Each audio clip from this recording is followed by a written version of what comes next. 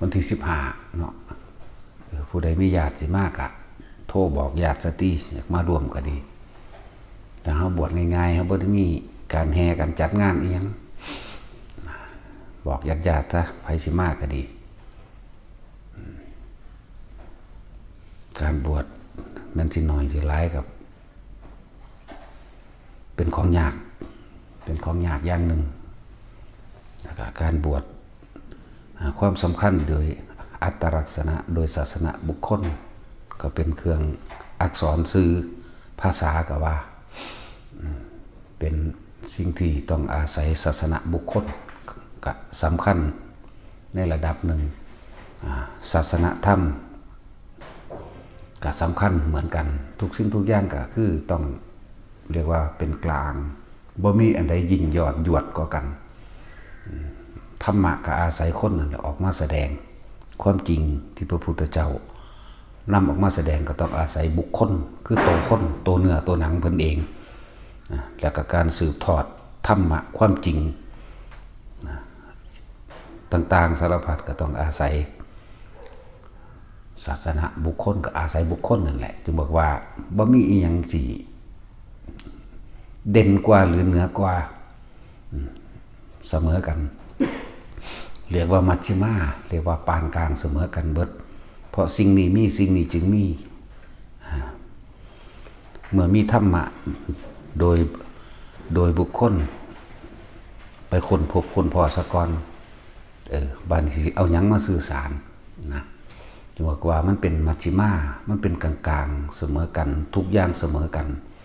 เป็นไปพร้อมกันพระพุทธเจ้าเฮาบวชแล้วปฏิบัติธรรมจึงได้ยอดแห่งธรรมจึงได้คำสอนออกมานั่นแหละจังว่าอาศัยบุคคลก่อนแล้วอาการปฏิบัติของพระองค์เองจึงได้ทำทั้งกุศลและอกุศลออกมาแสดงทั้งอภยกัปตามาแสดงนี่สิ่งนี้เป็นกุศลสิ่งนี้เป็นอกุศลสิ่งนี้บ่เป็นทั้งกุศลและอกุศลสิ่งนี้คือนิพพานเนี่ยก็ต้องอาศัยเพราะสิ่งนี้มีคือมีบุคคลเป็นนักบวชสะก่อนจึงมีการปฏิบัติเมื่อมีการปฏิบัติก็ต้องมีการปฏิเวทคือผลของการปฏิบัติถ้าบ่อาศัยบุคคลออกมาแสดงสิอาศัยหยังนั่นแหละทุกสิ่งทุกอย่างจึงมีความเสมอกันเป็นกลางๆอาศัยหนุนเนื่องเป็นเหตุเป็นปัจจัยอาศัยซึ่งกันและกันทำคำสอนก็อาศัยพระพุทธเจ้าออกมาบวชเมื่อบวชแล้วก็ค้นหาสิ่งที่ข้างค่าในใจจนละความปรารถนาออกได้หมดในใจแล้วจึงได้นิพพานจึงได้โพธิญาณก็ว่าตั้งว่าการบวชเป็นของเฮ็ดได้ยากมันสิเดือนหนึ่ง2 เดือน3 เดือนก็แล้วแต่บ่แม่นว่าสิ่งใดสิ่งหนึ่งสำคัญหรอกถ่ายทอดได้ยากเหมือนกันอันคำสิเว้าออกมานี่นะเหมือนกันบารมี10ก็ต้องเสมอกันจึงเป็นไปจึงถึงพระนิพพานได้ยอดถ้ำหรือต้นไม้ก็บ่อาศัยแก่นขึ้นมาเลยได้ก็ต้องอาศัยเปลือก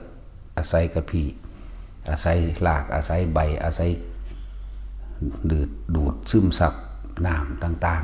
ๆจึงจะเป็นต้นไม้ที่มีแก่นได้เหมือนกันนั่นแหละคือคนก็ต้องกินข้าวต้องมีอาหารมียาหลักสารพัดโฮมที่อยู่อาศัยคนก็เหมือนกันจึงบอกว่าทุกสิ่งทุกอย่างนั้นถ้าเฮาว่างจิตเป็นกลางเป็นเฮาสิเข้าใจว่าสิ่งทั้งหลายทั้งปวงบ่ควรจิตมันถึงมันบ่ควรดึงขึ้นมาให้จุดใดจุดหนึ่งสำคัญหรือสุดโต่งบ่ได้ให้สุดโต่งอันนี้จังว่าผู้ใดทำจิตให้เป็นกลางได้ผู้นั้นก็พ้นจากทุกข์ทั้งปวงและก็บ่แน่บางคนก็อาจจะกำหนดว่าแม้กระทั่งว่าบวชจูงภาคอีสานเฮาบวชจูงบวชหน้าไฟภาคกลางว่าเพียงแค่ว่าเป็นประเพณีแห่งความเชื่อว่าจะนำผู้ตายไปสวรรค์มั่งนั่นนี่มั่งก็ว่าไปมือเดียวก็ยังอาจสามารถเข้าถึงแก่นธรรมได้นั่นแหละจึงเรียกว่าสั่งสมไว้หนุนเนื่องเป็นเหตุเป็นปัจจัยซึ่งกันและกันมาชาติก่อนทำกรรมใดไว้ชาตินี้รับผลกรรมนั้น ทำสังสมสิ่งที่มันเป็นกุศลกรรมเอาไว้ชาตินี้พอดีมาเต็มเป๊ะจังซี่ครับบรรลุได้แม้บวชเพียงวันเดียวแม้นสิอาทิตย์เดียวแม้นสิเดือน2 3 4 5เดือนก็แล้วแต่ถ้าเฮาบ่สังสมอุปนิสัยไว้เป็นเหตุปัจจโยอารมณปัจจโยเหตุทั้งหลายที่เฮาสังสมเอาไว้นี่เป็นปัจจัยหนุนเนื่องซึ่งกันและกันเข้าสู่อุปนิสัยอารมณปัจจโยเข้าสู่อารมณ์เข้าสู่ความรู้สึกบันทึกไว้นั่นแหละว่าให้โอกาสทุกคนบทน้อยบทหลายแต่ว่าที่สำคัญอย่างหนึ่งก็คือว่าให้ทุกคนท่องคำขานนาคำขออุปสมบทให้มันได้แน่นะผู้ใดมีญาติอยากมาร่วมก็มานะแล้วก็แต่จะพูดถึงในการฝึกหัดปฏิบัติแท้จริงแล้วมันอยู่รูปกับนามแท้จริงแล้วมันอยู่กายกับใจแท้จริงแล้วมันอยู่ในธาตุทั้ง4นี่มันอยู่ในขันธ์5นี่ธาตุ4นี่ขันธ์5นี่ขันธ์5ขันธ์4และขันธ์1นี่บ่จำเป็นต้องเดินทางไปไสก็ได้แต่เฮาหรือว่าพวกนี้สิบวช3 เดือนบวชเดือนนึงบวชก่อนไปทหารหรือบวชก่อนรับงานทำงานสิแต่เฮาตั้งใจฝึกหัดปฏิบัติโดยโตวเฮาเองนะตัดออกให้เบิดความคิดในการสิไปห่วงการห่วงงานห่วงครอบครัวในขณะนี้ดีที่สุดเอาตัดญาติออกให้เบิดพ่อแม่ลูกหลานผัวเมียหมู่พวกคณะหรืออาชีพการงานการเงินต่างๆถ้าเข้าใจในคำว่าปัจจุบันให้ทำดีที่สุดในปัจจุบันได้เดินจงกรมอยู่จังสั่นเดินเมื่อยล้าขาแล้วกลับมานั่งกลับมายืนลำพึงธรรมกลับมาอ่านหนังสือธรรมะกลับมาฟังคำสอนครูบาอาจารย์ต่างๆจังสิเฮ็ดเวียนว่ายในอริยบท4นี่ยืนเดินนั่งนอนบ่ให้เฮ็ดหยังจุดประสงค์แท้จริงบวชเข้ามาหลวงพ่อเน้นย้ำบ่ต้องไปเฮ็ดงานอีหยังกับหมู่ก็ได้ดอกถ้ามันบ่ได้สำคัญจำเป็นหยังนานๆมันสิมีที่หนึ่งดอกนะจะเดินจงกรมส่องเสาะยุงสั่นโอ้ยหังมักเมื่อยแล้วนั่งนั่งท่าใดก็นั่งเถอะบางที่ยืนขอให้ยืนอยู่ในลมหายใจมั่งจับจุดอุณาโลมมั่งยืนเดินนั่งนอนนอนประกอบอันดีที่สุดคือการนอนฟังธรรมไปพร้อมจับลมหายใจไปพร้อมเนี่ยเฮ็ดอยู่แค่นี้ในปัจจุบันขณะนั้นจังว่าบ่จำเป็นต้องเดินทางไปไสนะที่มันเดินทางไปพอมันคิดค้นหาออกทางนอกคิดค้นหาเหมือนกับแสวงหากองการกิเลสอยู่ทางนอกนั่นแหละ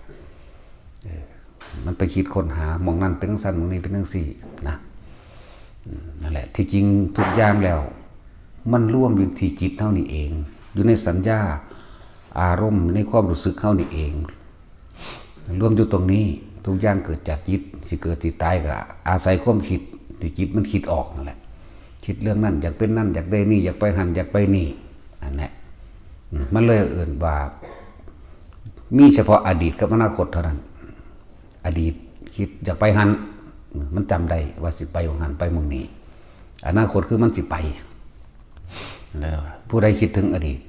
ผู้นั้นก็มีอนาคตคือตายแต่ผู้ใดในปัจจุบันใดอยู่ในลมหายใจอยู่ในความรู้สึกในกายของตนเองผู้นั้นคือเป็นปัจจุบันขณะมีโอกาสในการพ้นออกจากการเกิดได้เลยอยู่กับลมอยู่กับความรู้สึกในกายเฮากายเวทนาจิตจิตเป็นผู้คิดผู้นึกบัดนี้เฮาบ่ให้มันคิดมันนึกเฮาให้มันอยู่ในความรู้สึกในกายของเฮาเองโดยลมหายใจโดยความรู้สึกอุณาโลมหรือปีติที่มันเกิดขึ้นอยู่ในกายนี่อยู่แค่นี้มันเป็นปัจจุบันมันเป็นอุเบกขาแล้วเด่น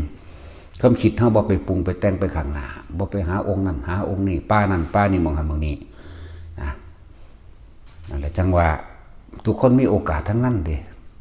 แม้เพียงวันเดียวก็ได้เด้แล้วบางองค์ถ้าจะเว้าเรื่องบันทึกในพุทธกาลบางองค์ก็ฟังธรรมทีเดียวอรหันต์เลยก็มีนั่นแหละบางองค์ก็โสดาสกิทาคาอนาคาก็ว่าไปแต่ว่าพวกเฮาก็คือยกตัวอย่างมาเทียบเพื่อให้เกิดศรัทธาประสาทะก็เกิดกำลังใจมีความหวังว่าจริงๆมรรคผลนิพพานน่ะมรรคก็ไปวางหนทางนี่แหละ สัมมาทิฏฐิสัมมาคัมกะโปกวาไป เมื่อเห็นตามความจริงว่าสัตว์ทั้งหลายเกิดแล้วที่จะไม่แก่ไม่เจ็บไม่ป่วยไม่ตายไม่มีทุกสิ่งทุกอย่างล้วนแล้วแต่เกิดจากการกระทำของเราบ่มีสิ่งศักดิ์สิทธิ์บันดาลเป็นไปตามการกระทำของเฮาเองบ่มีผู้ใดมาแก้กรรมเฮาได้เฮามาเกิดเองเฮาก็ต้องบ่เกิดเองได้เหมือนกันเฮาอยู่ใครควรผิดหน้าหาความจริงอยู่ในตัวเองนี่แหละคนเฮาทุกข์เพราะว่าความอยากได้เมื่ออยากได้แล้วก็ความคิดกับปรุงแต่งแสวงหาไปแล้วก็เดินทางไปหามันนั่นแหละแต่เฮาเข้าใจว่าทำกรรมใดไว้เนี่ยถ้าเฮาบ่พ้น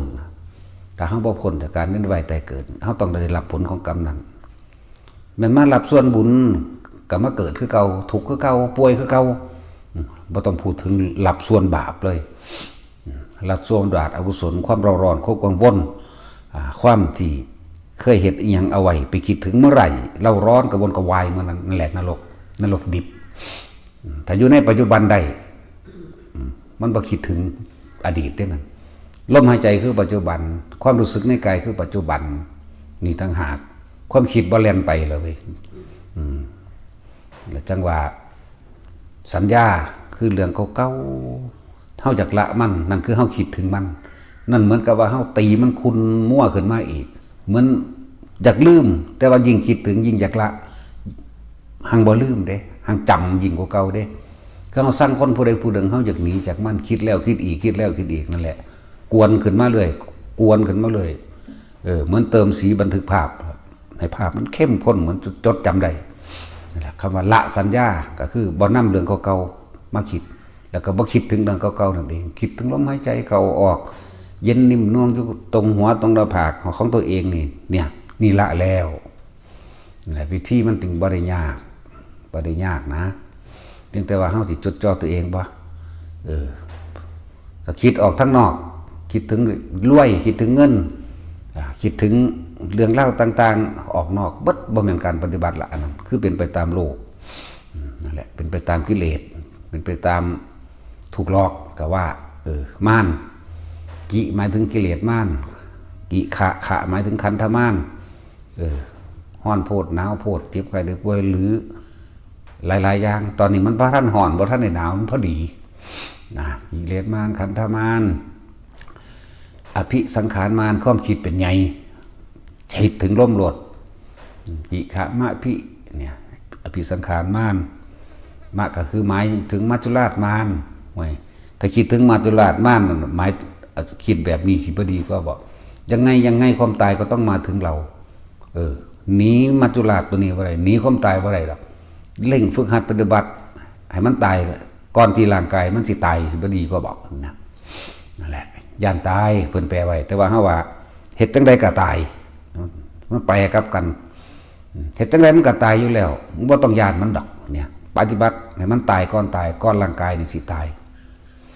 คำว่าทิหมายถึงเทพบุตรมารที่จริงก็เข้าเป็นผู้ดึงเขามาสัตว์เลี้ยงก็เป็นเทพบุตรมารเด้อเลี้ยงหมาเลี้ยงแมวมีความเป็นห่วงเป็นใยในสัตว์เลี้ยงเนี่ยจัดอยู่ในเขตนี้เบิดคนหมู่พวกญาติพี่น้องก็เป็นเทพบุตรมารบ่ต้องไปเว้าถึงว่าเทวดาอินพรหมมาหลอกมาหลอนดอก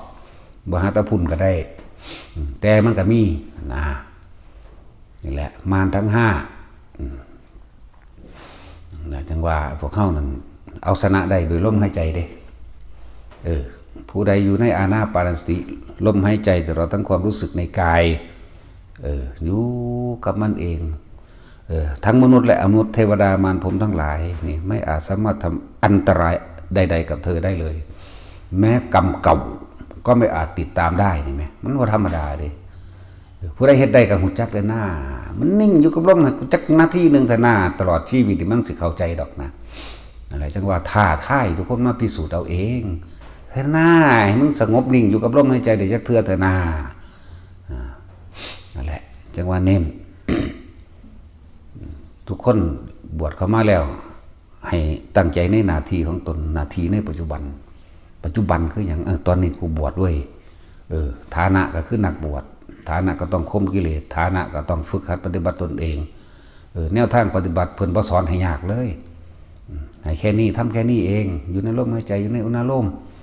เฮ็ดอยู่แค่นี้บิณฑบาตนั่นนี่เรียบร้อยเข้าทางจงกรม มันเมื่อยมันล้านั่นแล้วกับเที่ยงเพิ่นก็ให้พักอยู่บ่าย3ก็จังลงมาปัดกวาดนั่นนี่ในข้างกุฏิเจ้าเองนั่นแหละปัดกวาดตาด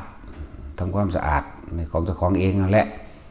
5:20ก็มาทำวัดแล้วก็สนทนาธรรมซึ่งกันและกันแลกเปลี่ยนความรู้ความเห็นโดยธรรมเด้บ่แม่นเอาเรื่องโลกมาอวดกันมันเก่งหมดนั่นแหละก็มันชาติพากันเกิดอยู่เรื่องโลกบ่ต้องห่วงนักเลงกับกูนี่ละเก่งคักกับกูนี่ละรู้หลายกับกูนี่ละนั่นแหละเป็นเพราะว่ามันรู้หลายมันเก่งหลายมันเลยเกิดหลายอันนั้นถึงว่าทุกคนมีโอกาสเสมอกันเพราะว่าบวชน้อยเพราะว่าบวชหลายแต่ทุกคนก็ตั้งไว้บ่มีกำหนดดอกไปเรื่อยๆก็แล้วกันบ่ต้องไปว่างอันใดให้มันมาทำร้ายตัวเองดอกตั้งสัจจะไว้ตลอดชีวิตจังสิอย่าบ่ต้องเว้าดอกเฮ็ดไปเถอะบ่ต้องไปตั้งสัจจะบ่ต้องไปตั้งเวลาให้ตั้งสติอยู่กับลมหายใจเอาล่ะเพราะ